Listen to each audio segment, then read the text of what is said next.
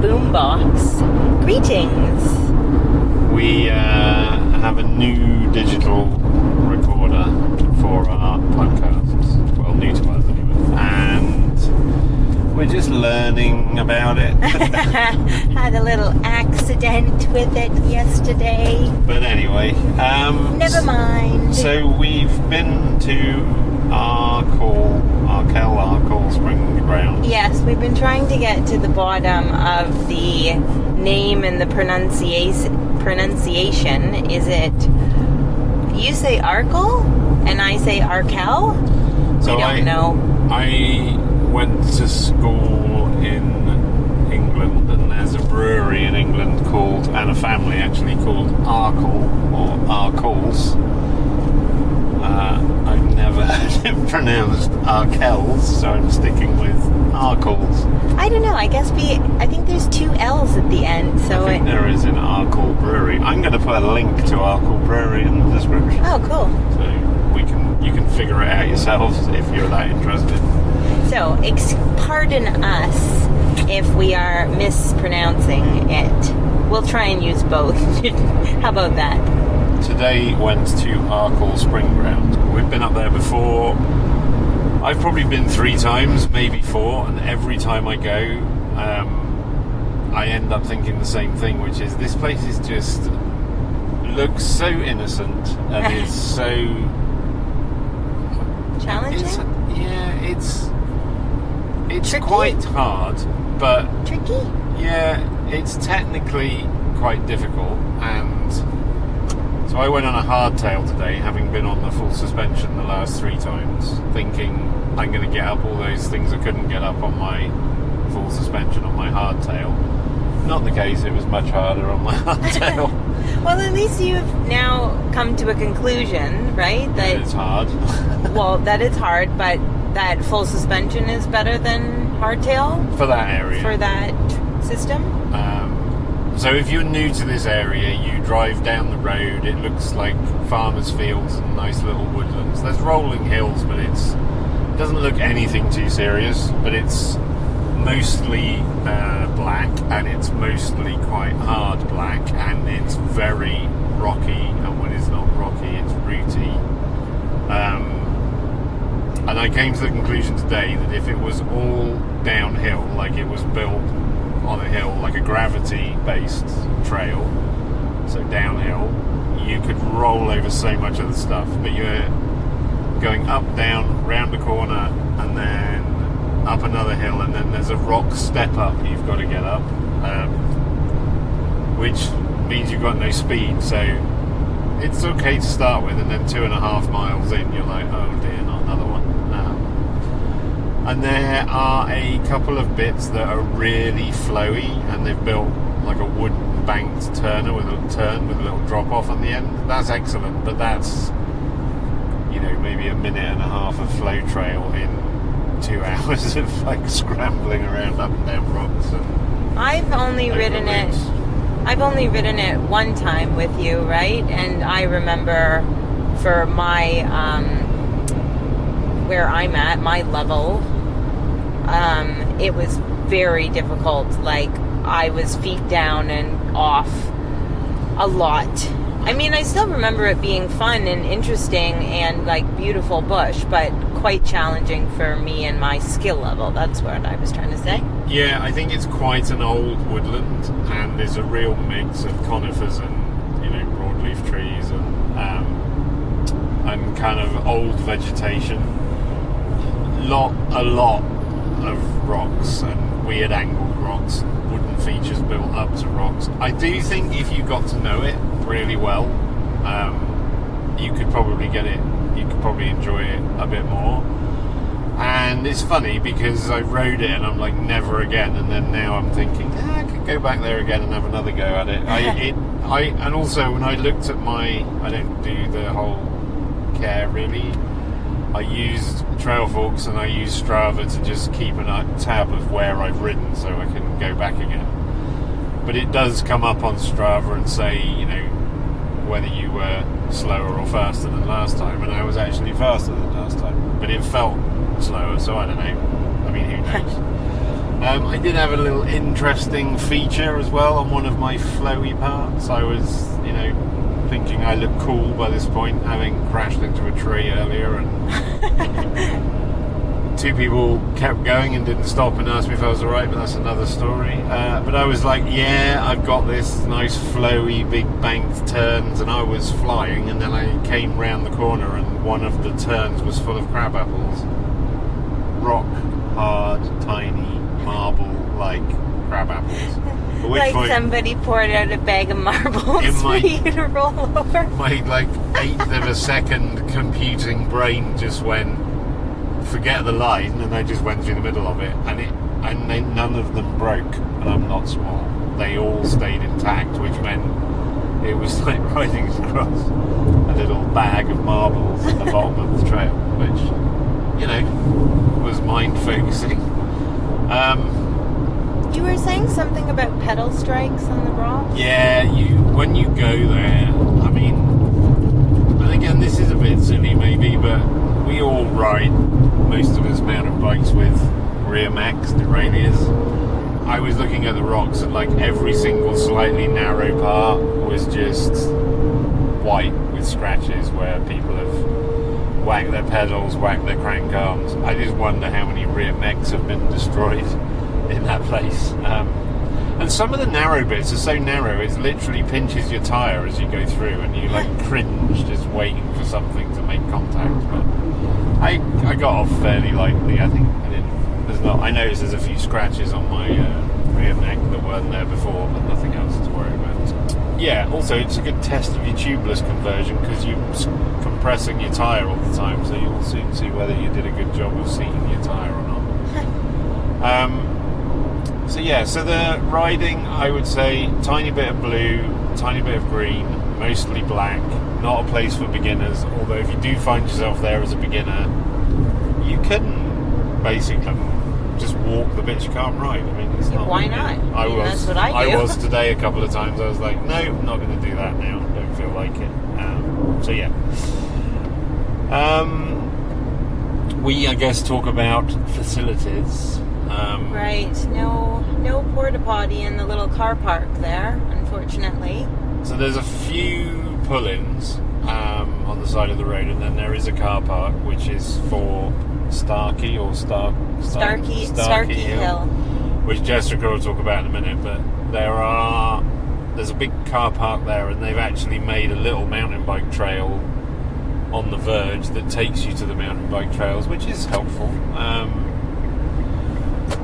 But the car park is just a car park, no facilities, but equally it's free, so you can't complain. And then if you do get there and you're desperate to get to a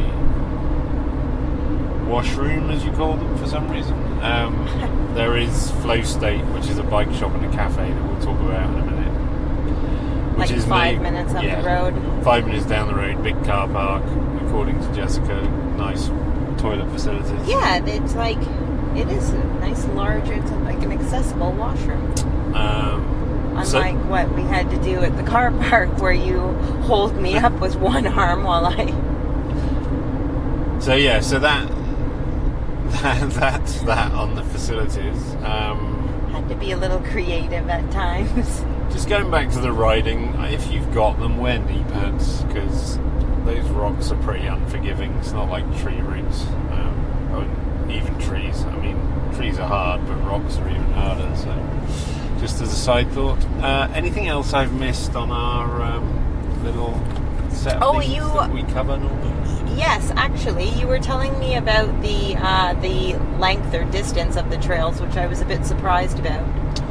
Yeah, it's about 5 miles if you follow the loop that's signposted by the local mountain bike club, which covers pretty much all of the black trails, including one called Inner Sanctum.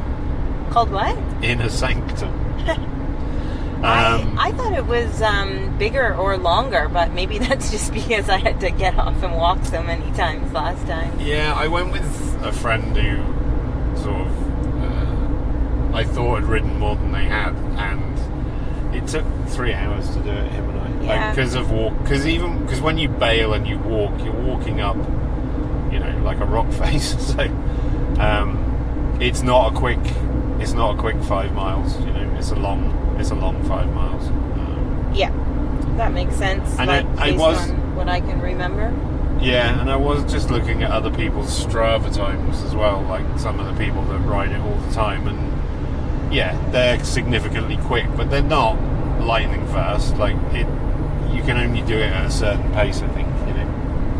Right. Anyway, anything else on the trails?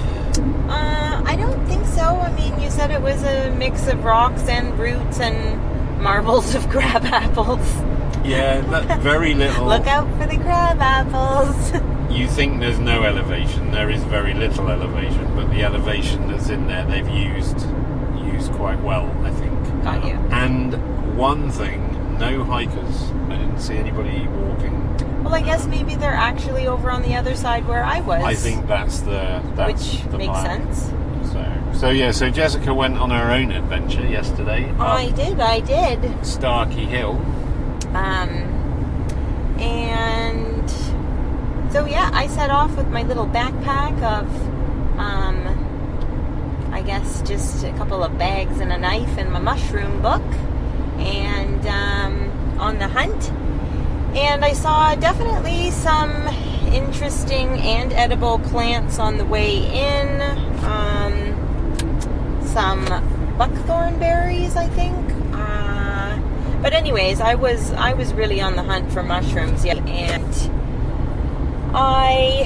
what did I do? I did not go on. I started off on the side loop as opposed to the main trail. And guys, I'm getting better at going up and down and even off the path. But I didn't see a whole lot of mushrooms, unfortunately.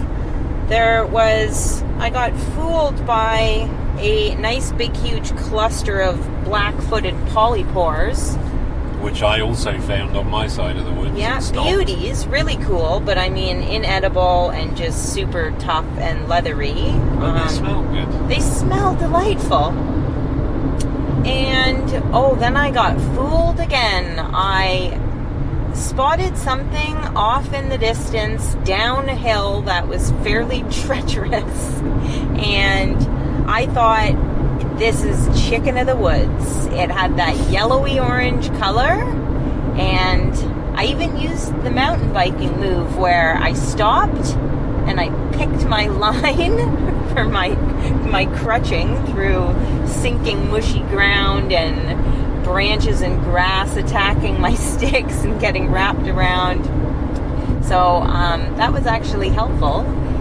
And as I got closer and closer and closer and all the way to them, no, they were not chicken of the woods.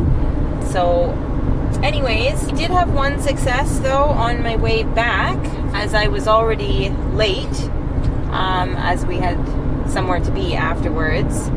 I spotted something at, again, the bottom of another big hill, and I said, I don't even care if I'm going to be late. I am going to get these babies. So down I went, and boom, milky caps, success. However, I thought that they were the orangish milky caps, which we have collected and eaten before. But I did notice that the milk or latex that they kind of bleed was a lot more yellowish. Anyways, they were prime and young and beautiful, so I did collect quite a few. But upon further investigation, when we got home, they did in fact turn out to be the yellow staining milk caps, which are toxic and inedible. Yeah, and you did the spore prints of three different mushrooms to make sure that, from the same collection, but just to make sure that the information was correct. Yes, and they were in fact like dead white spore print, which all signs point to all indicators point to yellow staining milk cap, unfortunately. So that is, I hope, maybe useful information to some folks out there that this is what not to pick or consume, because, I think there was some fairly unpleasant side effects from consuming those suckers. Oh yeah, the list is endless, basically. Maybe nothing. Not like deathly, but some unpleasant. Vomiting, diarrhea, stomach cramps, nausea, it goes on a bit, the number of things that are going to happen to you should you eat them. You do find when you look into some species of mushroom, and when that happens we'll bring it up, but you do find that sometimes it will say, formerly this was thought edible, but recent research has shown, so I'm not saying eat anything at all unless you're 100%, but what I am saying is that, it does seem to me that opinions change of what's edible and not edible over the years. What was strange though is that we could not and did not find the yellow staining milk cap in any of our books, in any of our field guides, not even the Latin name for it, which I won't even try to pronounce. No, it was a little bit bizarre, and we are of the opinion if we don't know what something is, then we just treat it as it's not edible, because that's the safest way forward, really. Or not even that we've decided it's not edible, but we do not eat it. Yeah. So, always err on the side of caution. If you're not certain, just maybe don't eat it. Or if you're really feeling adventurous, I would recommend eating a very small amount of it instead of chowing down. Yeah, don't make a mushroom risotto with something that might be dodgy. The other thing is generally, and it wasn't the case with this one, but generally the spore print is the fail-safe for me. That's the one that normally seals the deal. Yeah, for sure. So do you want to talk about where you are with your leg, just based on the fact that you were getting into the bush this week and a week ago you were not able to?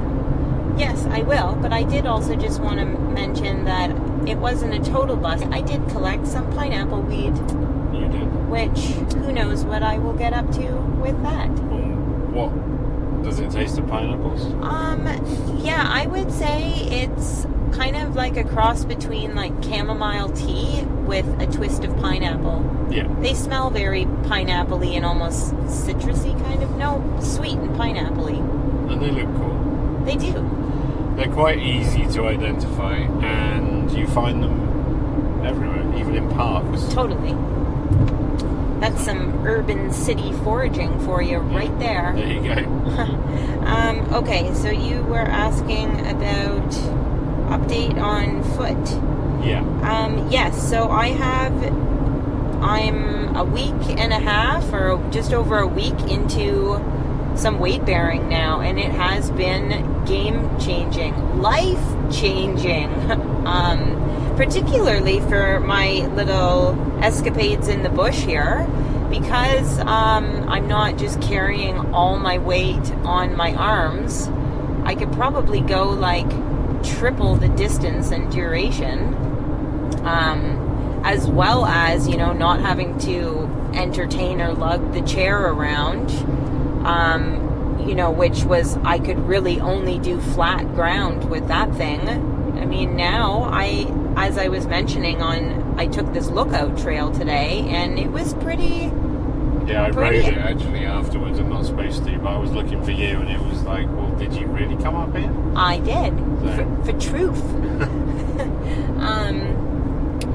So not only can I go up and down some pretty good sized dodgy things, even terrain like the rocks and everything, as long as I'm kind of careful and looking. I was also, I can go off the path now too, into the bush. I can kind of go with one crutch. So it's really opened up some possibilities for me, and some new freedoms. In fact, even when I was picking those milk caps, I ditched both crutches, and I could kind of hobble a little bit. I mean, it's a big deal to have not one but two free hands. Yeah. I haven't had that for a long time. So that's been fantastic. I'm going to be shifting to 75% weight, I think, come tomorrow.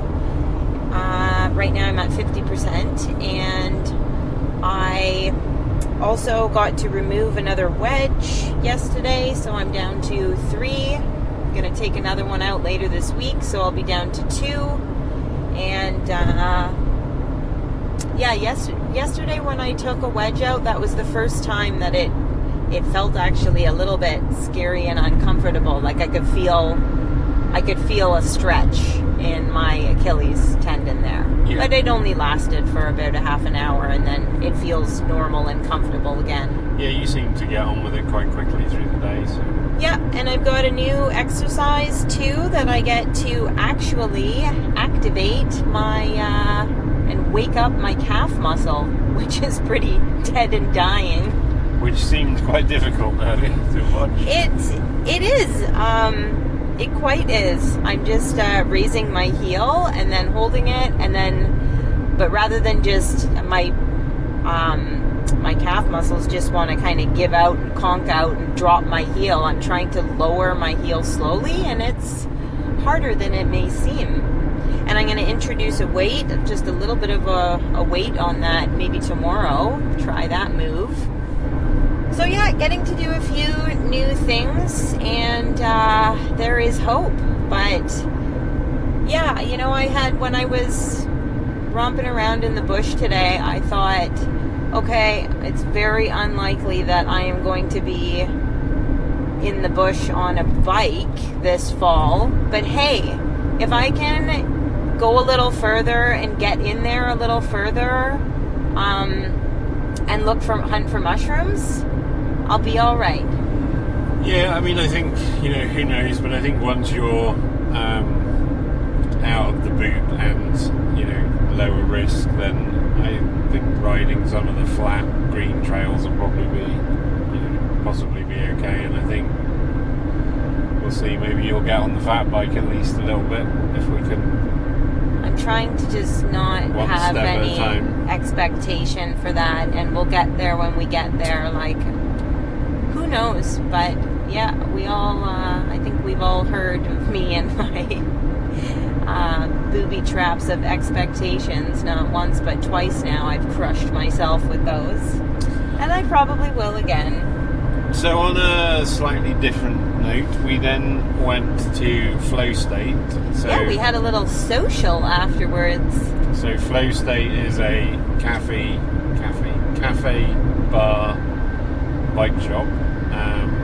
We've kind of been in a few times. We were there right at the very start before they even were properly running, when the ice cream freezer was not quite up to scratch.